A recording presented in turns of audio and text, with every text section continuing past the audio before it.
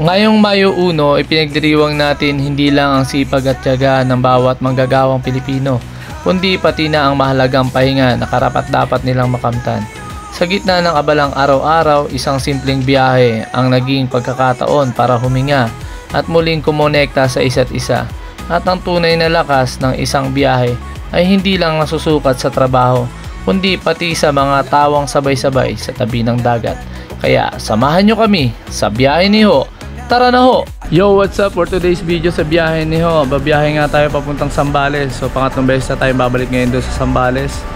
At ang pupuntahan naman natin ngayon ay ang lugar ng Nagsasakob. So tingnan natin kung gaano kaganda ang Nagsasakob. So ito yung mga kasama natin. Oh, yun oh. So may naantay pa tayo isang sasakyan. Yun, pagdating nila alis na tayo. 4 na oras siguro babiyahe kami mula Dasma hanggang Zambales. Dun sa sa Nagsasakob.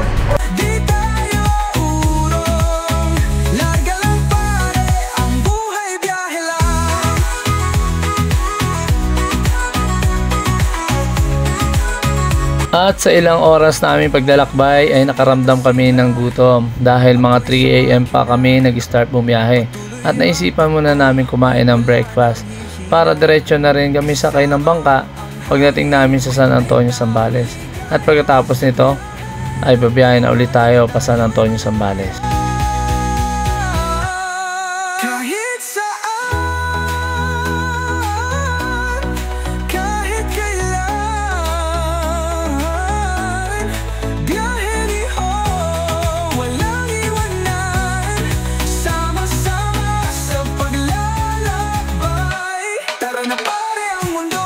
Dito na ngayon tayo sa may Pundakit. Nag-park tayo dito. Meron silang parking area dito. Yan, katulad yan. Dami ng madami. 200 per night ang na dito, ang parking. At yun, pupunta ngayon tayo dun sa may bangka. Sakay tayo ng bangka papuntang Nagsasakob. Yan. Dahil marami kaming dala, kailangan namin ng tricycle. Ito. O yan, hanggang doon na. Mag-aati dyan hanggang doon sa bangka na. 100 pesos ang bayad. So, pero kung kaya naman, malapit lang naman, pwede naman lakarin. Pero syempre dami namin bit-bit, mabibigat. Kaya kailangan namin ito.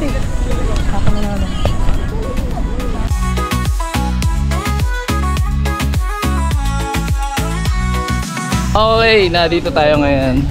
Asakay na tayo ng bangka. Yan yung mga bangka nila. Yan. Babiyahe pa tayo ng mga halos ang oras papunta doon sa Nagsasa. Mainit na pero enjoy ito. Ayan o. Sila. May dagang. Okay, ito pa.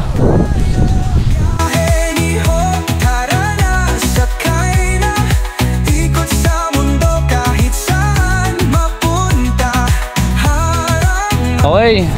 Ito, sasakay kami ng bangka. Ito na o. Yan, yun yung bangka na sasakyan namin ngayon papunta ang Nagsasa. So ngayon, ang oras ay 9:30. So dadating kami doon mga 10:30 na. Yan. Yan sila.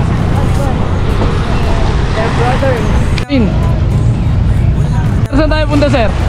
Saan tayo? Saan ngayon? Hindi ko matandaan eh. Nagsasa ba? Nagsasa? Nagsasa. Okay. Nagsasa kayo? Mga ilang taong ka na nagagalito, sir? 3 years na ako dito. 3 years ka na? Hanggang ngayon, ganito pa rin.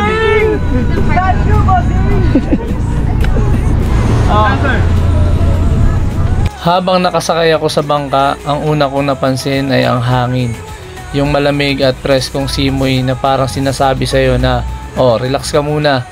Hindi ko na rin iniinda yung ingay ng makina kasi mas malakas pa rin yung tunog ng alon na humahampas sa gilid ng bangka.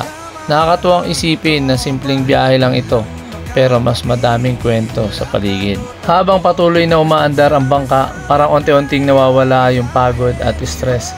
May magic talaga yung tubig, no?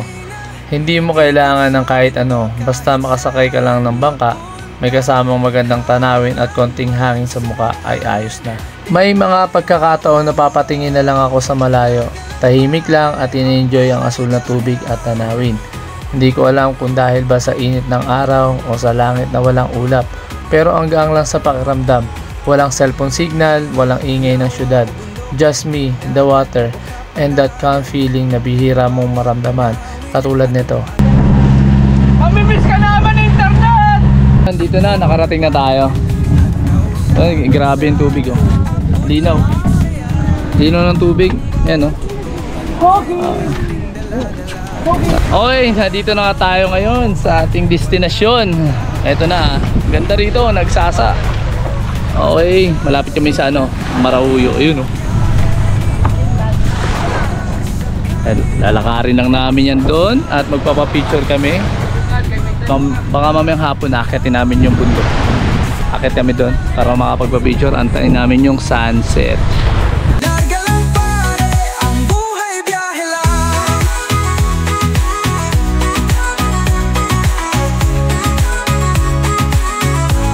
Pagdating namin sa campsite ay binaba agad namin ang mga gamit. At ang unang pumasok sa isip namin ay itayo agad ang mga tent. Syempre, kailangan muna maghanap ng magandang spot. At ang kagandahan sa napuntahan naming campsite ay maganda ang paglalagyan ng mga tent. Dahil buhangin ang paligid. At may mga puno na maaaring maging shades ng mga tent. And boom, may bahay na kami. Hindi man perfect ang pagkakatayo, pero may mga tutulugan na kami mamaya. Dito, naglagay din kami ng toilet. Yan. Powder lalagay. So, talagyan niya ng powder para walang amoy ito. Powder. So, ayan. So, yung mga gusto mag-CR, yan, pwede mag-CR dito. Pero may CR dito doon. Doon pa sa dulo pa. After maayos yung tent, next agenda, ilagay naman ang duyan. Hindi ko alam kung bakit. Pero may something talaga sa duyan na parang kompleto na ang campsite kapag andun si duyan. At syempre, makapag-relax din. Pagkatapos ng tent at duyan setup, next mission, pagkain naman. Kasi let's be honest, lahat ng ganda ng view, walang saysay kung gutom ka. Kaya waiting kami sa pagkain na maluto. At syempre, may master chef kami. Napanay ang tikim ng corned beef na may patatas for quality control. Nagkaldereta din kami on the side. Kahit wala sa lutuan ang nanay namin, narinig ko sa utak ko, wag masyadong masabaw ha. Amoy usok, amoy sarap, amoy banding habang iniihaw yung barbecue. Yung fruits, chill lang sa gilid, pang dessert mamaya. Simple lang lahat, pero pag ganito ang setup, nature, good food, good company, parang masarap mabuhay. Okay, kakain na kami. So ito yung mga pagkain na meron kami ngayon, lunch. Kaldereta, may kanin. Kaldereta. Ito, corned beef na may patatas. Tapos, barbecue. Siyempre, may prutas tayo para timbang. Ayan, oh. Ate Clay. Selfie daw. Yun. Kain tayo. Tara. After ng solid na kainan, lakad-lakad muna kami sa paligid ng campsite para lang ma-digest lahat ng aming kinain at ma-enjoy na rin ang paligid. Habang nag-iikot kami sa campsite, hindi ko ina-expecto. May piso wifi pala sa gitna ng kalikasan, pero legit may router at coin slot. Parang biglang sumigit si modern life sa kalmado naming nature trip. Kanina paramdam ang init, parang sinigang sa disyerto ang vibes. Kaya naglakad-lakad muna kami sa paligid, umaasang kahit papano humupa na ang araw. Buti na lang, unti-unti na rin siyang nagpaubaya. Hindi na sing init ng tanghali. At medyo presko na ulit ang hangin. Tama-tama para maligo. Minsan yung simpleng ligo sa ganitong oras, para na rin pahinga para sa katawan at isip. Oh, ito. Pakita ko sa inyo gaano kalinaw ang tubig dito sa Nagsasa. Okay, ay. Ayun mo. Op!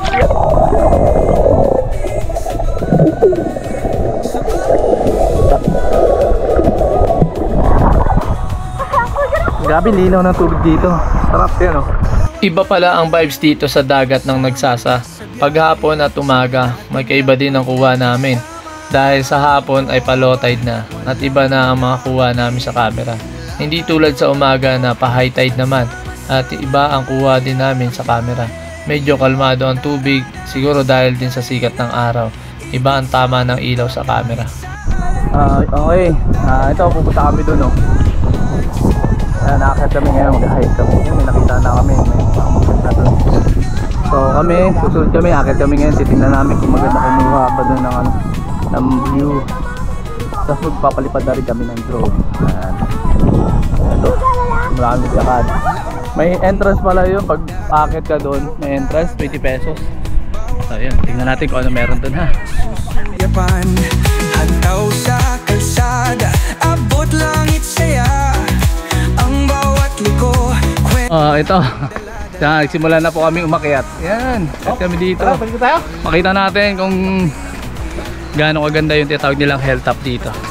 Saan naabot ang So dito may ayun nga yung tanong, saan daw abot yung 20 pesos mo? Okay, sige. Para sa akin, challenge to. Medyo mahina pa rin tuhod ko pero sige lang. Okay, dito pa lang oh. Taas na. Kita na oh. Ganda na rito. Pero mababa pa to ah. So tingnan pa natin doon sa taas. Let's go.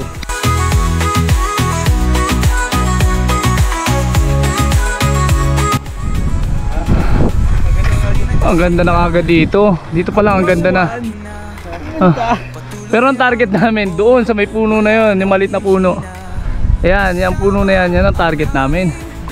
Pag nakapunta ka daw doon, okay na daw, maganda na daw. Kita na lahat. So dito pa lang maganda na. O, di ba? Tingnan nyo. Okay, let's go. Kahit kailan, biyahe ni Ho, walang iwanan, sama-sama. Grabe yung taas. Yun. Yun, unti na lang. Makakarating na kami. Ang tropa, walang makakapigil, lakad o tagbo, basta't sa Yun. Okay na dito kami ngayon sa pinakataas. Dito sa bundok. At kami, tinatawag din lang hilltop. Yun oh. Taan nyo. Ang ganda rito. Kita natin.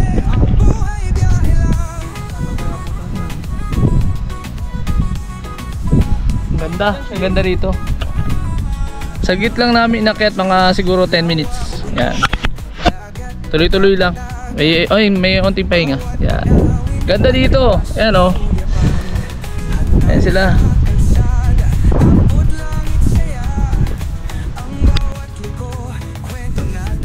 So, yun. Pinapanood namin yung yung sunset.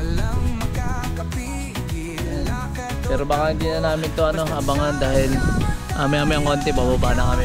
Palipad lang ng drone si Garnet. Papalipad ng drone. Ganda. Sumay ko naman. Hindi na namin naabangan yung sunset pero konti na lang. Lulubog na siya. Ayan oh.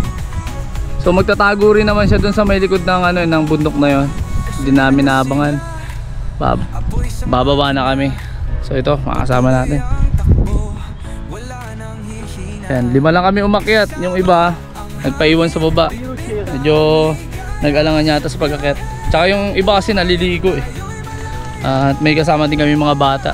Pinabantayan. So yun. Saya dito sa Nagsasa. Panalo. Kung titingnan nyo naman yung view, tingnan nyo, ang ganda oh. Panalong panalo. Diba? So doon, bababa naman kami at maliligo. Tapos mamaya magtutugtugan kami. Mag set up kami ng ng tent ulit. Tapos lagyan namin ng mga ilaw. Okay. Let's go. Dahil sa haba ng video na ito, hinati namin ito sa 2 bahagi. This is only part 1 of our video series. Don't miss the next part for more insight. Pero ito ang mga ilan sa mga view na nakuha namin. Hope na mag-enjoy kayo. For more biyahe, just follow us sa Biyahe ni Ho. And don't forget to subscribe sa aming YouTube channel na Biyahe ni Ho. For more, God bless. Bye! biyahe ni Ho, tara na, sakay na, ikot sa mundo kahit saan mapunta. Harang man sa daan, di tayo urong, larga lang pare, ang buhay biyahe lang.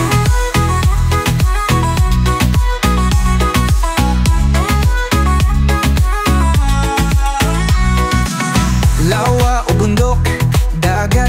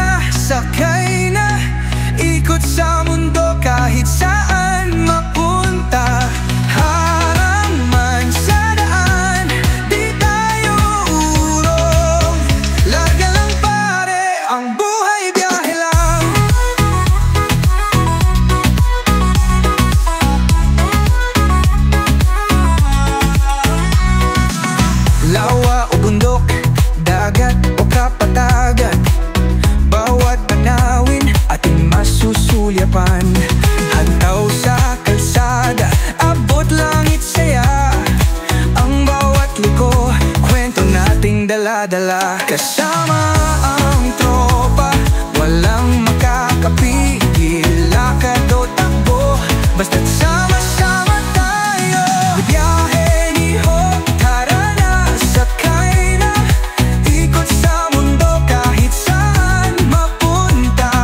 Harang man sa daan, di tayo urong. Larga lang pare, ang buhay biyahe lang.